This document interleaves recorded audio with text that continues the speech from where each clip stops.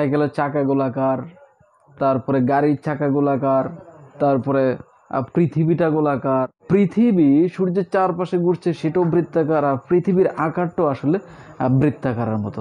এই বৃত্তের মধ্যে অনেক রহস্যই লুকিয়ে আছে।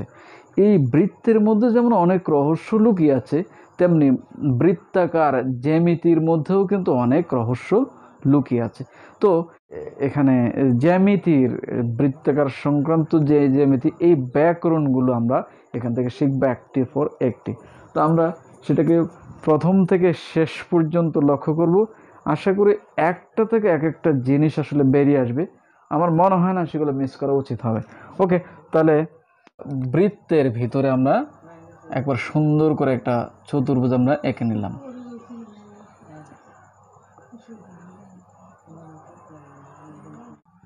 তাহলে এখানে বৃত্তের ভিতরে আমরা একটা চতুর্ভুজ আঁকলাম। এই চতুর্ভুজটা থেকে আমরা একটা জিনিস লক্ষ্য করি, এই যে এখান থেকে আমি একটু বের করে দিই, এটাকে এখান থেকে একটু বের করে দিই, এটাকে এখান থেকে বের করে দিই, এটাকেও এখান থেকে বের করে দিলাম। এখানে আমরা একটু লক্ষ্য করি, এই যে এই অংশটা, তার মানে একটা বৃত্তের ভিতরে অন্তর্গত চতুর্ভুজের বহিস্থ, বৃত্তের ভিতরে অন্তর্গত কোনো চতুর্ভুজের বাহিরে যদি কোনো কোণ সৃষ্টি হয়, চতুর্ভুজের বহিস্থ যদি কোনো কোণ সৃষ্টি হয়, এইটা, এই কোণটা সবসময় এইটার উল্টো দিকেরটার সমান হবে, এটার সমান হবে। আচ্ছা, তাহলে এটাকে যদি আবার বের করে দিই, তাহলে এটা কি হবে? এই কোণটা হবে এটার সমান। তার মানে আমরা যদি এবার টান দিই, তাহলে এটার সমান এটা, আবার যদি এটার সমান এটা। মজার বিষয় না? হ্যাঁ, তাহলে কোনো বৃত্তের ভিতরে অন্তর্গত কোনো চতুর্ভুজের বহিস্থ উৎপন্ন কোণটা ওই চতুর্ভুজের অন্তস্থ বিপরীত কোণের সমান হবে।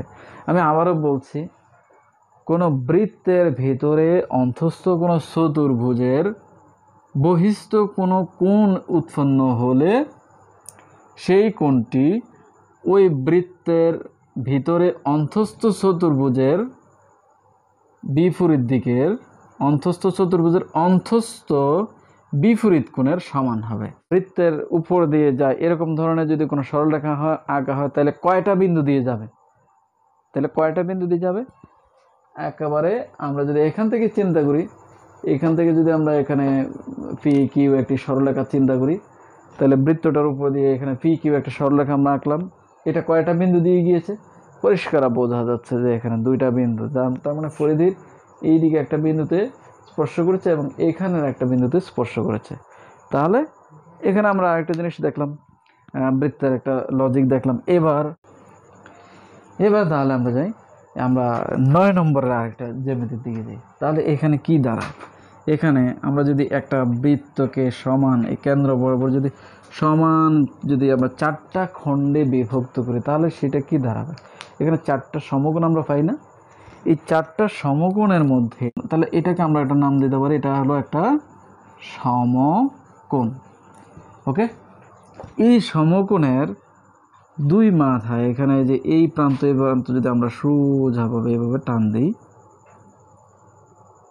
তাহলে এখানে যেটা সৃষ্টি হলো সেটা কিন্তু একটা সমবাহু ত্রিভুজ হয়ে গেল। তাহলে সেম ভাবে আমরা যদি এখান থেকে আরেকটা জিনিস আঁকি, আবার এখান থেকে সেম ভাবে যদি আমরা আরেকটা জিনিস আঁকি, এখান থেকে যদি সেম ভাবে আরেকটা জিনিস আঁকি, তাহলে কি দাঁড়ালো? এখন চিন্তা করে দেখো তো, এখান থেকে একটা ত্রিভুজ আঁকলাম, এখান থেকে একটা ত্রিভুজ আঁকলাম, এখান থেকে একটা ত্রিভুজ আঁকলাম, তার মানে 4টা ত্রিভুজ উৎপন্ন হলো। আর 4টা ত্রিভুজকে আমরা যদি একসাথে যোগ দিই, তাহলে এটা একটা বর্গক্ষেত্র। এর আগের একটা ভিডিওতে আমরা দেখেছিলাম যে একটা বৃত্তাকার একটা বৃত্তের ভিতরে যদি একটা বর্গক্ষেত্র আঁকা যায়, তাহলে বর্গক্ষেত্রের সংশ্লিষ্ট যে কোনো একটি বাহুর সমান করে যদি দুইটা স্পর্শক আমরা আঁকি, তাহলে ওই স্পর্শকের অন্তর্গত যে একটা ত্রিভুজ উৎপন্ন হবে, সেটাও কিন্তু সমবাহু ত্রিভুজ উৎপন্ন হবে। আমরা যদি লক্ষ্য করে দেখি, এখান থেকে আমরা আনুমানিক একটা কাজ করি, এইখান থেকে এই জায়গা থেকে যদি আমরা সোজা এটার সাথে এই যে যদি স্পর্শক আঁকে তাহলে এটা কি এই যে এই জায়গা এটা বৃত্তের ব্যাসার্ধ না হিসাবে, তাহলে এই ব্যাসার্ধ থেকে 90 ডিগ্রি অ্যাঙ্গেল আমরা সোজা একটা টান দিই। তার মানে হচ্ছে স্পর্শক সবসময় বৃত্তের ব্যাসার্ধের সাথে 90 ডিগ্রি অ্যাঙ্গেল সৃষ্টি করে বা একটা সমকোণ সৃষ্টি করে। ওকে, তাহলে এই অংশটুকু আমরা টান দিলাম। আবার এখান থেকে এইটার সাথে যদি আমরা 90 ডিগ্রি অ্যাঙ্গেলে এবার সোজা একটা টান দিই তাহলে কি দাঁড়াবে, এইভাবে আরেকটা টান দিই, তাহলে এখানে আরেকটা জিনিস সৃষ্টি হলো। তাহলে এখান থেকে আমরা যদি লক্ষ্য করি এখানে একটা ত্রিভুজ সৃষ্টি হয়েছে, তাই না? এই কথাটা আগের একটা ভিডিওতে আছে, একটু লক্ষ্য করলে আমরা বুঝতে পারি। তাহলে একটা বর্গক্ষেত্রের যে কোনো এক বাহুর একটি বর্গক্ষেত্রের বৃত্তের অন্তর্গত একটি বর্গক্ষেত্রের যে কোনো একটি বাহুর শীর্ষবিন্দু থেকে যদি আমরা দুইটা স্পর্শক আঁকি তাহলে এই স্পর্শকের অন্তর্গত যে ত্রিভুজটি উৎপন্ন হবে সেটা হবে একটি সমবাহু ত্রিভুজ। তাহলে এখানে আরেকটা মজার বিষয় আমরা পেলাম। তাহলে এখান থেকে এই অংশ থেকে আমরা কি পেলাম, যে এখান থেকে একটা বৃত্তকে 4টা ভাগ করলে আমরা পাচ্ছি প্রতিটি শীর্ষবিন্দু যোগ করলে আমরা 4টি সমবাহু ত্রিভুজ পাচ্ছি। আবার এই 4টি সমবাহু ত্রিভুজের সমষ্টি মিলে আমরা একটি বর্গক্ষেত্র পাচ্ছি। আরেকটা জিনিস হচ্ছে এই বৃত্তের অন্তর্গত চতুর্ভুজের যে কোনো একটি বাহুর শীর্ষবিন্দু থেকে উৎপন্ন দুইটি স্পর্শক যদি যে বিন্দুতে আসলে স্পর্শ করবে বা যে বিন্দুতে ছেদ করবে তার অন্তর্গত যে ত্রিভুজটি উৎপন্ন হবে সেটি হবে একটি সমবাহু ত্রিভুজ। এবার বর্গক্ষেত্র না এঁকে যদি এটা আমরা একটা আয়তক্ষেত্র আঁকি তাহলে কি হবে একটু দেখা যাক। এই আয়তক্ষেত্রটাকে এখান থেকে আমরা একটা কাজ করি, দুটা আগে কর্ণ এঁকে নিই তাহলে বিষয়টা ক্লিয়ারলি বোঝা যাবে। দুটা আমরা কর্ণ টানলাম, তাহলে আমরা ধরে নিলাম আর কি যেটা একটা কেন্দ্র। এখান থেকে যদি আমরা এটার সাথে সোজা করে যদি এভাবে 90 ডিগ্রি অ্যাঙ্গেলে আঁকি তাহলে এখান থেকে যদি আমরা 90 ডিগ্রি অ্যাঙ্গেল আমরা আঁকি তাহলে কি দাঁড়াবে দেখা যাক। এই তাহলে আমরা কি দেখতে পাচ্ছি,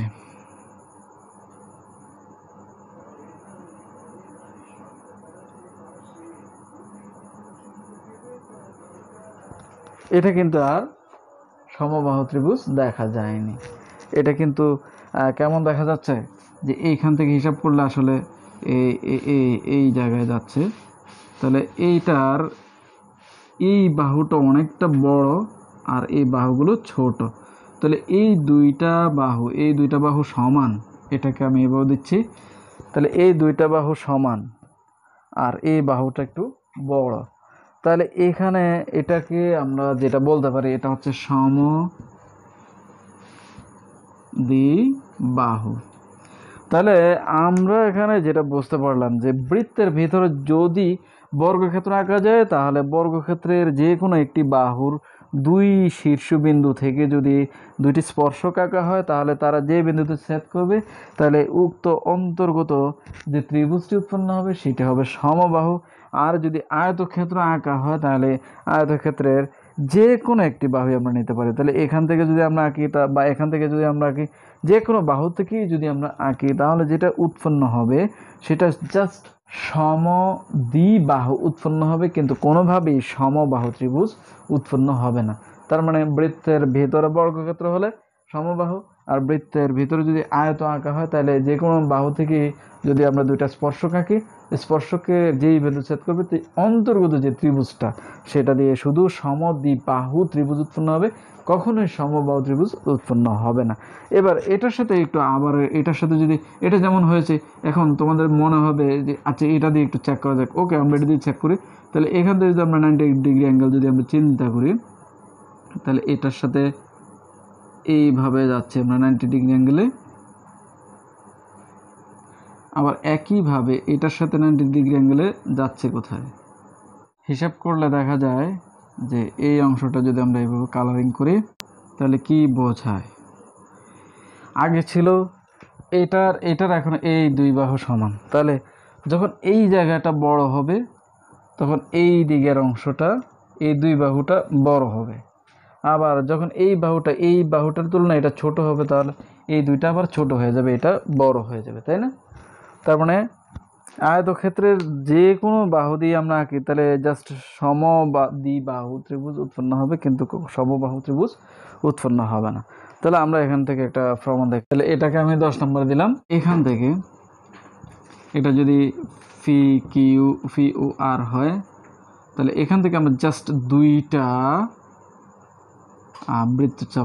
বৃত্তস্থ কোণ আমরা এঁকে নিলাম। তাহলে পি ও আর এখানে এটার নাম দিলাম এ, এটার নাম দিলাম বি। তাহলে আমরা এখানে কি পাচ্ছি, এদিকে একটা কোণ পাচ্ছি, এখানে একটা কোণ পাচ্ছি। তাহলে একটা কেন্দ্রস্থ কোণ হলো অ্যাঙ্গেল পি ও আর।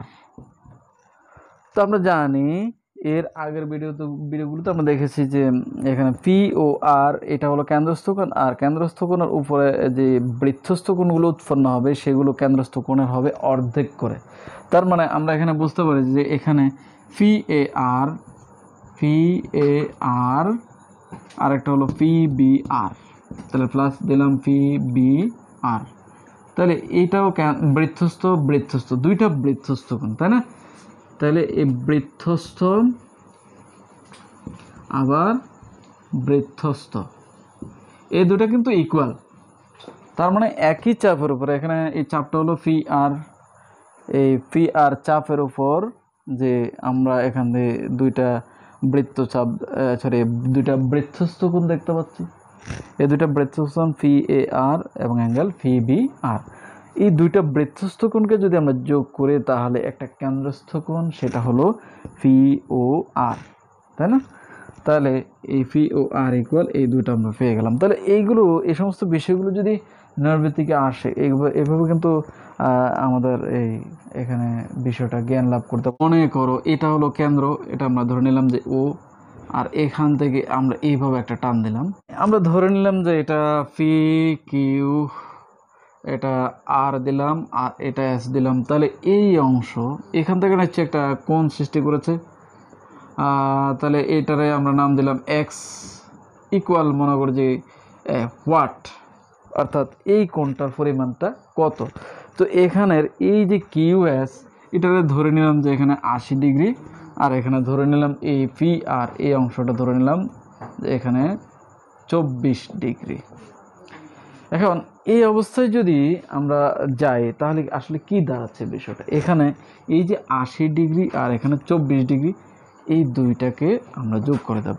তাহলে আমরা এই এক্সের বিষয়টা যদি আমরা জানতে চাই, কেমন, এই এক্স কোণটা যদি আমরা জানতে চাই তাহলে এই এক্সের কোণটা জানার জন্য আমাকে খেয়াল করতে হবে এই কোণটা, এখানে কিন্তু একটা আমরা কেচি কাটা একটা দেখতে পাচ্ছি, মানে এরকম থাকলে এটাকে কি বলে, এরকম থাকলে এটাকে বলা হয় বিপ্রতীপ কোণ।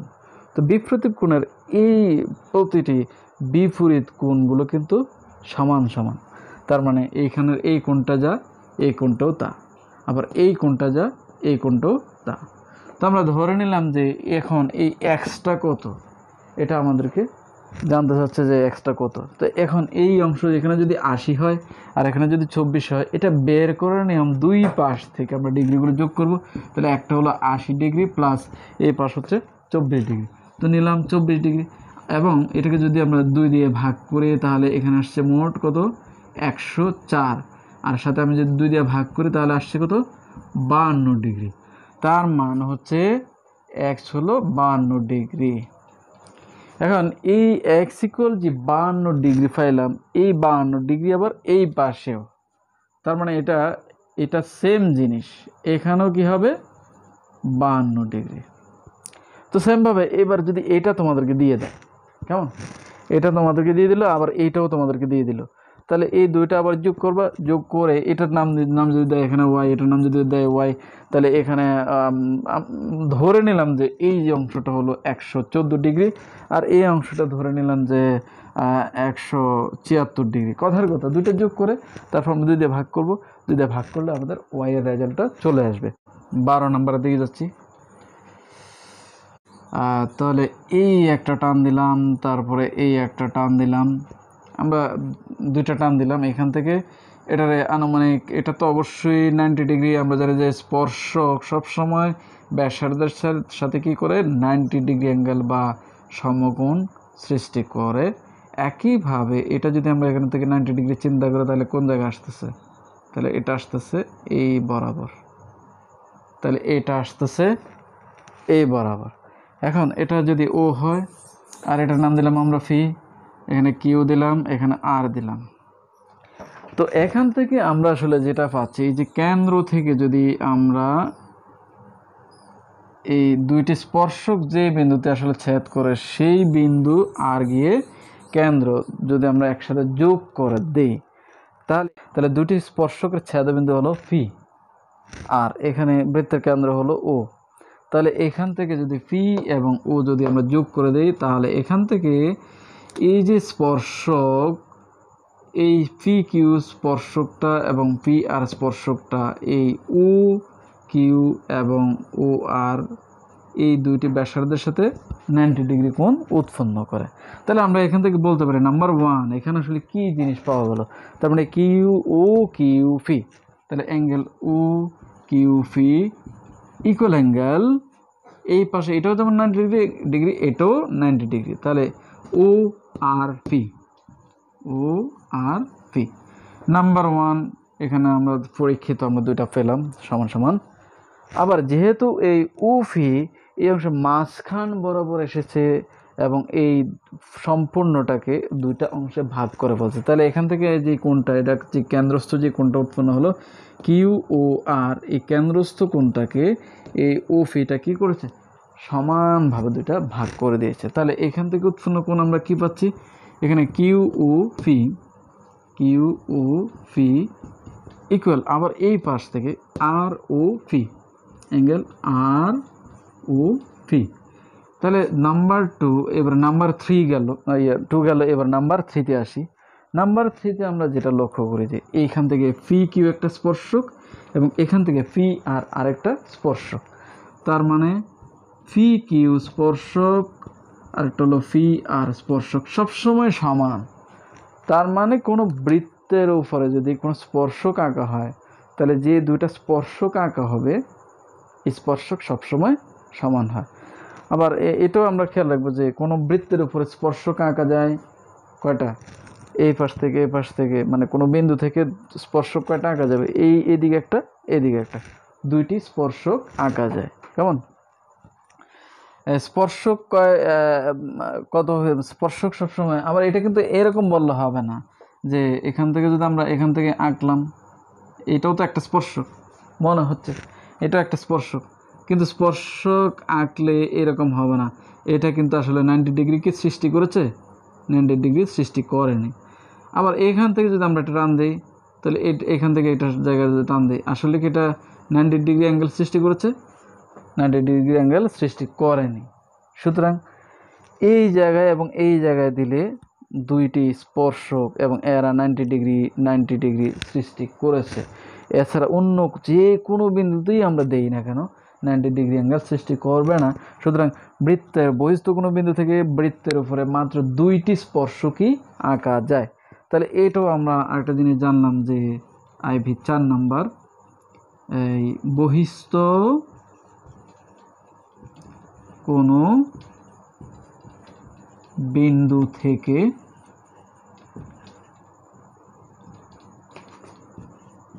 বৃত্তে দুটি স্পর্শক আঁকা যাবে। তার মানে বহিস্থ কোনো বিন্দু থেকে বৃত্তের উপরে দুইটি মাত্র স্পর্শক আঁকা যাবে। তো এই পর্বে এই অংশটুকুই থাকুক। আশা করছি আমরা পরবর্তী পর্বগুলোতে আরও লজিক কিছু নিয়ে আসতে পারবো, মজার কিছু নিয়ে আসতে পারবো, এবং এই পর্বগুলোর পরেরগুলো অনেক অনেক ইম্পর্টেন্ট। কারণ আমি আস্তে আস্তে করে মানে একেবারে গভীরের দিকে যাচ্ছি, এবং যেগুলো আসলে একেবারেই মানে পরীক্ষার জন্য একেবারে কাজে লাগবে, মানে অনুশীলন করার জন্য পরের পর্বগুলো অবশ্যই অনেক গুরুত্বপূর্ণ। ওকে, ধন্যবাদ, সবাই ভালো থাকবে।